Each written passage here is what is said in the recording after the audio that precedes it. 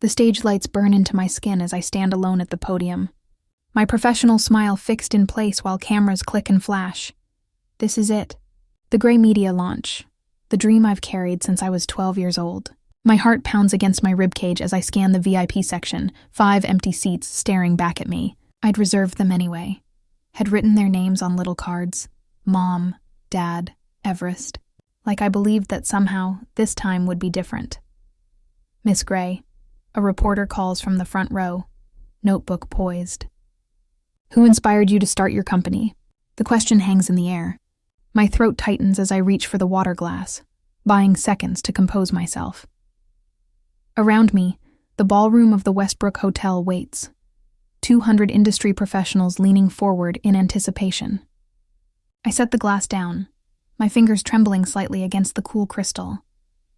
Maybe, I say, my voice softer than intended. It came from knowing what it feels like to be forgotten. The room falls silent.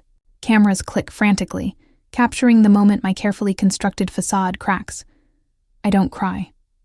I learned long ago that tears accomplish nothing in the Gray household. The memory surfaces unbidden me at 12, cross-legged on my bedroom floor, toy microphone clutched in my hand. I'd saved 3 weeks of allowance for that microphone, a cheap plastic thing with a cord that connected to nothing. But when I spoke into it, I imagined my voice traveling to people who wanted to hear it. And, in breaking news, I whispered to my audience of stuffed animals arranged in rows. Sariah Gray reports that dreams come true if you work hard enough. The sound of cheering erupted from the living room downstairs, my father's booming voice cutting through the walls. Did you see that catch? That's my boy. That's a Gray man right there. Football highlights again. Everest's sophomore year game against Central High played on our TV at least twice a week. I pressed the microphone closer to my lips, raising my voice just a little, determined to finish my imaginary broadcast. My bedroom door cracked open. Mom poked her head in, finger pressed to her lips. Honey, could you quiet down?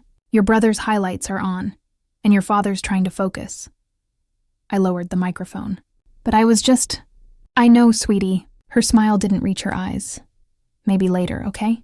You know how important these game films are. The door closed with a soft click. Later never came. It never did in our house. Everest games, Everest trophies, Everest's future. These formed the foundation of Gray family conversations. A son carries the Gray family name. Dad reminded me once when I asked why he never came to my school speech competition. He'd ruffled my hair like I was still 5 instead of 14. Your brother's got real pressure on him, Sariah. You're the lucky one. Lucky. I roll the word around in my memory as I stand on this stage 6 years after college, watching the reporters scribble my quote about being forgotten. The irony doesn't escape me. I learned to record in whispers after that day when I was 12. Learned to dream quietly, to speak softly into that toy microphone long after it broke. The plastic cracked, but my initials, SG, still carved into the side. I'd imagine listeners somewhere who leaned in close because they wanted to hear what Sariah Gray had to say. If I achieved enough, they would notice. If I became exceptional enough, even the Gray household would have to acknowledge me. I believed this with the fervent faith of a child, then a teenager, then a young woman. Understanding their dismissal meant it hurt less, I told myself. Being the daughter who understood while Everest demanded this became my identity, my cross to bear. Senior year of high school, I sat at our kitchen table with college brochures spread before me, Northwestern's prestigious journalism program circled in red. Dad, I want to apply here. They have the best broadcasting program in the country. He barely glanced up from his coffee. That won't put food on the table, sweetheart. What about something practical? Business, maybe. Your father's right. Mom added, patting my hand. Those communication degrees are, well, they're hobbies, really. Maybe something more practical, honey. I applied anyway. Got accepted with a partial scholarship. Watched my parents drive Everest to Arizona State for his full-ride football orientation. Boxes packed. Everything new. We'll contribute what we can, Dad had told him. But with your scholarship, you shouldn't need much. My partial scholarship left a gap of $20,000. When I showed them the numbers, Dad's face clouded. That's a lot of money for a degree that might not lead anywhere, Sariah. I ended up at community college, working night shifts at the campus coffee shop, recording my first podcast on equipment I bought piece by piece from pawn shops. That night after registration, I sat on my bed and whispered into my new secondhand microphone, testing the sound levels. My voice was stronger than it had been at 12, less hopeful perhaps, but more determined. If no one will listen to me, I said to the empty room, I'll find those who will. 6 years and 50 million monthly listeners later, I stand on this stage, scanning those empty seats one last time before I continue my launch speech. The words form in my throat, solid and sure, rising from that whisper in my childhood bedroom to fill this crowded ballroom. They didn't come, but everyone else did. That night, the steam rises from the industrial espresso machine as I pull another shot, my third double of the night. The clock above the counter reads 2:17 a.m., 3 more hours before I can lock up the grind and shuffle home to edit tonight's podcast episode. Another all-nighter, Gray? Marissa, the owner, leans against the counter, counting the day's tips. Her gray hair catches the low light as she divides the bills into neat stacks. 500,000 listeners don't record themselves. The pride in my voice still feels strange, foreign like clothing I haven't broken in yet. Marissa whistles low. 500,000, huh? Your folks must be busting buttons. My hands freeze over the portafilter. They don't actually know. What do you mean they don't know? 500,000 people listen to your voice every week and your own parents aren't among them. I shrug, tamping the coffee grounds with practiced precision. They're busy. Everest senior season at Arizona State.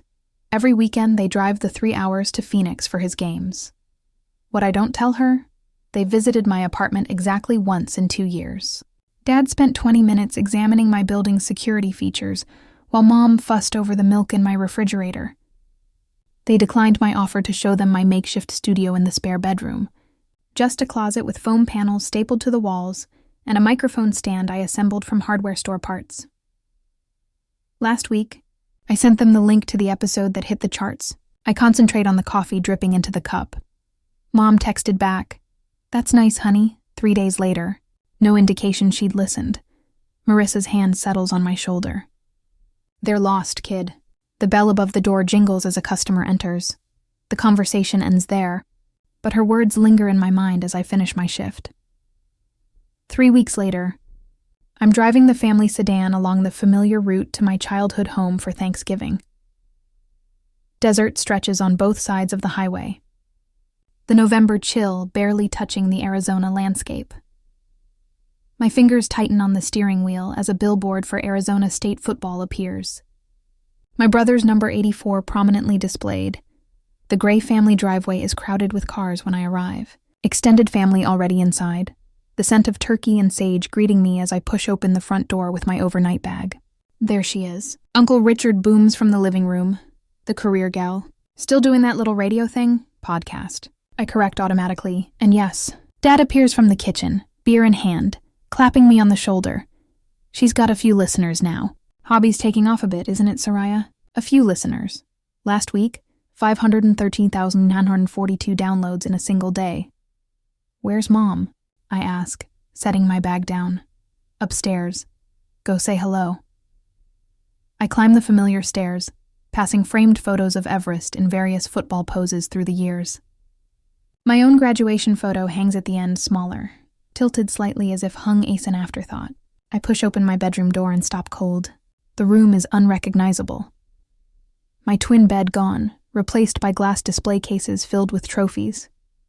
Shelves line the walls, holding footballs with signatures and game dates. Framed newspaper clippings cover the space where my bookshelf once stood.